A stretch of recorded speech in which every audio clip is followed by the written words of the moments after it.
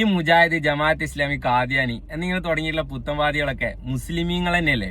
എന്നിട്ട് എന്താ അവരോട് സലാം പോലും പറയാത്തത്? ഇത്രയൊക്കെ കാണിച്ചത് ആവശ്യമുണ്ടോ എന്നൊക്കെ നിങ്ങൾക്ക് തോന്നിയിട്ടുണ്ടാവില്ലേ? അതിനുള്ള റീസൺ ഞാൻ പറഞ്ഞുതരാം. ഞാൻ പറയുന്ന ഒരു ഹദീസാണ്, ഇത് കേട്ടാൽ നിങ്ങൾക്ക് മനസ്സിലായിക്കോളൂ.